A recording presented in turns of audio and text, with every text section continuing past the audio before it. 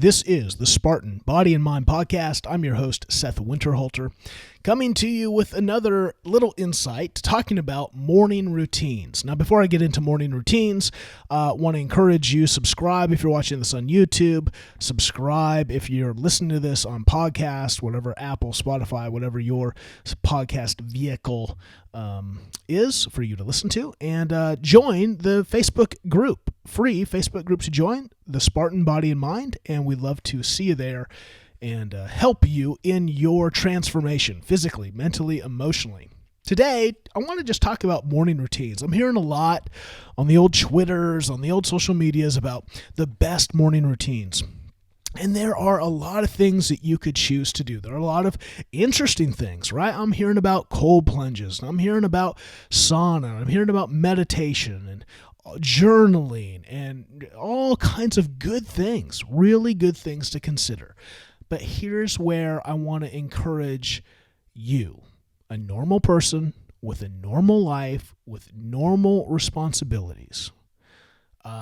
It's really easy for someone who has a lot of flexibility and power in their life to dictate their schedule, to be able to take a couple hours in the morning to do whatever they fancy.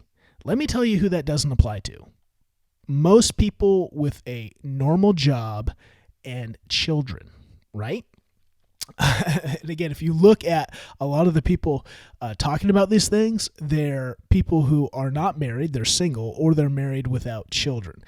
And so I just want to encourage you, if that's not you, if you are more of an average American with children and a 9-to-5 job that doesn't allow you just to come in whenever you feel like it, you're probably your morning has a little more rush to it, a little more non-flexibility to it. So how do you still capture your morning? How do you have an effective morning? Because here's what's not an effective morning. What's not effective is you hitting the snooze button over and over and over. What's not effective is you rushed and always late and always just hurried, in a hurry.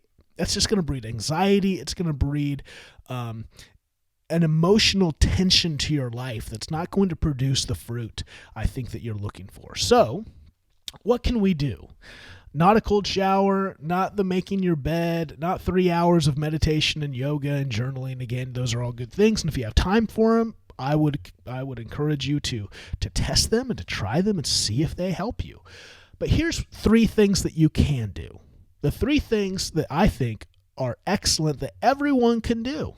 Everyone can do these things, and you will see the benefit of it. Number 1, get out of bed. Get out of bed. Put your phone in a location so that when the alarm goes off on it, you are forced to get out of bed. If it is convenient for you to hit snooze, if you are a person who hits snooze on your phone, you got to do something. You got to take action, because it's too easy then. It's too easy to just get in the routine and the habit of hitting snooze. I know people that it's like planned into their life. Like the alarm goes off a half an hour before they even plan to get out of bed, because they are so used to hitting snooze that now they plan for it. Why? Why would you interrupt your sleep to hear beeping? The most annoying sound in the world is an alarm, is it not? Why would you do that?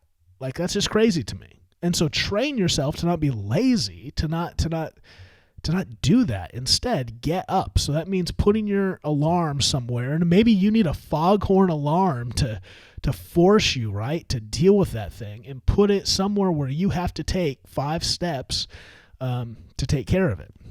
Okay, so get out of bed. That's the first thing. Get out of bed when the alarm goes off. And then what do? You need to change your environment. Something about changing your environment. Well, now, what do I mean by that? I mean taking a shower. That can change your environment. Putting on, right, new clothes. Especially, a lot of people work from home now. And so it's real easy to stay in your pajamas just all day long. And I want to encourage you, not the best idea. Put on a set of clothes, even if they're still, right, maybe comfy, but put on something that will change your environment, change your mindset, tell you that I'm going from comfortable to now activity. I'm going from rest and sleep and pajama time to now activity time. I think that will help you mindset wise. So change your environment.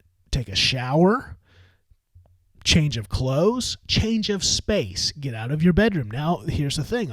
People working from home. I work from home. My office is in my bedroom. It's not a good thing. So what do I have to do? I'm going to go out to the living room. I'm going to go outside, get some fresh air, take a walk. I got to change my environment. So take a shower, change of clothes, change of space. Use one of those things, or maybe you have another, but how can you change the environment so that you feel like you're making a transition?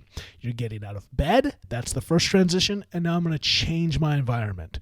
I'm going to do something that's going to physically tell me I am going into the next chapter, into this next compartment of life, and that is activity. Third, feel your brain. Fuel your brain. Something about mornings, and again, coffee.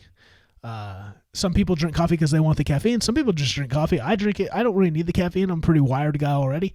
But there's just something about a nice cup of coffee in the morning, right? It changes my environment. It tells my mind it's time to get to work. So for me, I like to get to work right away.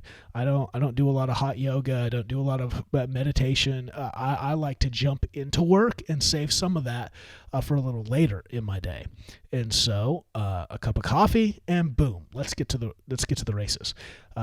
For you, maybe that's tea, maybe that's drinking some water, getting your vitamins. The first thing that actually I do in the morning is I drink a full glass of water and I drink a full glass of water and I take my vitamins. I take a fish oil, vitamin C, and D3. So, right, just part of the morning routine. So eat breakfast. Big protein, some good fats, eggs. That's why eggs are the best breakfast. I always have 2 eggs every day. Cream of rice with some protein, powder protein mixed in, blueberries, a little scoop of peanut butter just because I spoil myself, and 2 eggs. Love breakfast. And again, maybe you're into fasting, whole intermittent fasting. That's fine. But what can you do in the morning to fuel your brain? Maybe you're going to work out in the morning. I know a lot of people who fast, then do their workout first thing in the morning. Great. That's going to fuel your brain. It's going to wake you up, right? It's going to shock you into getting your brain into now activity, into focus, into lifting.